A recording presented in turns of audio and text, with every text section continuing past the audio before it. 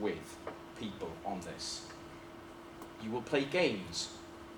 You will generate content. You will sell your content. So, we live in an age of global warming. Just the computer power alone to do this would actually rise the sea levels by about 3 meters. Just to have this. So I'm deeply skeptical. But when we think of it in the abstract, these are the questions we need to ask. So VR in the 2020s and the wider socio-technical context is important because of how these major companies operate and what their strategic goals are as companies and how VR fits into those strategic goals. And I guess the reading that you've been set around this session for next week is a chapter purely on me deconstructing that statement in many ways. Nobody is back in VR because they want to be nice. Companies do not make decisions on the basis of, this will be nice for people. No company works that way. Companies make decisions on what is going to make us money. What is going to improve our business model. Facebook clearly, or to use their name now, Meta, clearly believe that this will improve their business model. When we understand what their business model is, then we understand why they're investing heavily in this. And that knowledge is dark. That is like, we don't actually collect enough about you people right now. We know everything about you, but we want to make it more. We want to be able to predict when you have a heart attack. And we want to be able to sense that data from you. Because if we know when you're going to have a heart attack, then we can market you stuff 6 months before. This is an old trick, right? Does anyone have a Tesco club card? Yeah? It's back in the 90s when Tesco introduced the club card. They didn't really know what they were sitting on. And when they started analysing the data a couple of years after the club card had been released, like 95, 96, when they really got into data analytics, they noticed a really interesting thing, Tesco. They could predict with a fair amount of certainty when a woman was going to become pregnant.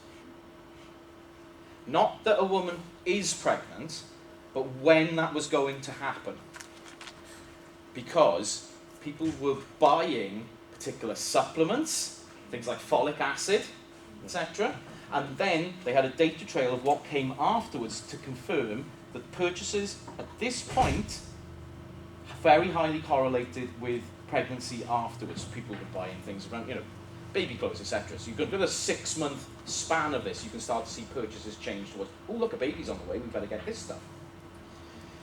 What do you do with this information?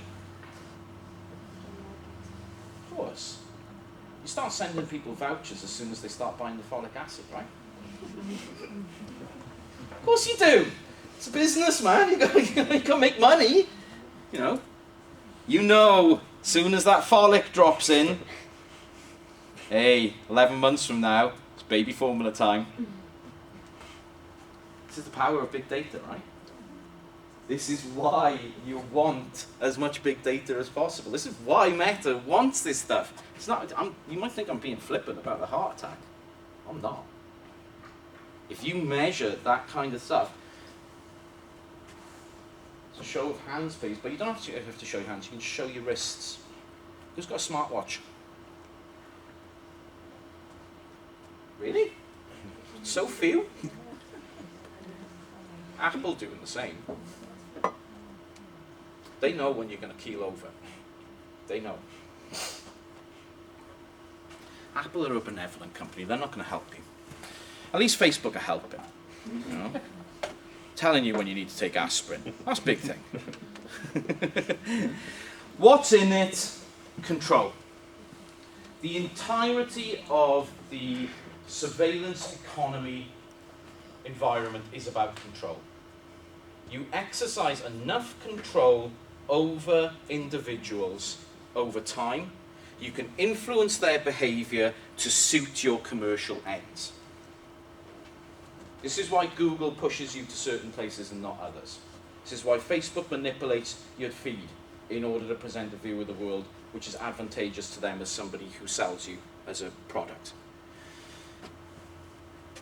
VR offers a new, entirely different mode of control. Instead of just controlling what you see on your social media feeds, you have the potential to control your world. You're going to build it from the ground up and then populate it with things that you control as an organization. You have ultimate control over the environment in which somebody exists, if people go to this. That means you're not just being able to control from a commercial perspective. You don't just control what adverts people see or what content is pushed to them on that platform. You're controlling what they do on that platform. You're controlling the choices that can be made by people on that platform. This has effects not just for commercial behaviour, but for politics, society. We are being told how we can interact, with what we can interact, what ideas we interact with, what discourses we will take part in, who and what we will discuss with. Some people we will never meet, others, like-minded, we will. Maybe we're easily persuaded, and a particular political party could pay to have our experience in the metaverse controlled, so we move towards them. You think, oh, that's dark. Yeah, not really. Because that's pretty much the story of Brexit and Trump in 2016 from Cambridge Analytica. Pretty much how it worked. Now you've got a platform that's much more effective at doing this. So my argument is VR is a platform extension in contemporary society. Those companies who are pouring lots of money into developing VR are looking to extend their platform economics. They look at VR as an opportunity to extend and to perfect the platform economics they have. And because of that, this technological lag that I've identified has shown that the counterculturalism that was inherent in VR, the revolutionary ideas about VR and the utopian ism around it, has been absolutely replaced by a dark sort of dystopianism. I'm just trying to think if there's anything else I want to cover here, because these slides are a little bit longer, but I think we've done an hour. And to be honest, you can go through the rest on your own. I'm not covering anything in the rest of these slides, which is something I haven't said already. Are there any questions? No? How's everyone feeling? Good. Good. My work here is done. Obviously, have a look at the chapter for your reading for next week. It will contextualise a lot of this information for you. And thankfully, I don't think it's that out of date yet, Reece. So I think most of it is still, worth having a look at in this context as well. And if you have any questions about VR or the metaverse from this kind of perspective, please feel free to get in touch. Great. Enjoy. Well, thank you very much. Like I said, Get forward. one thing about this model is it gets significantly more dystopian as it goes on. You had the optimistic stuff, just about to finish off the optimistic stuff.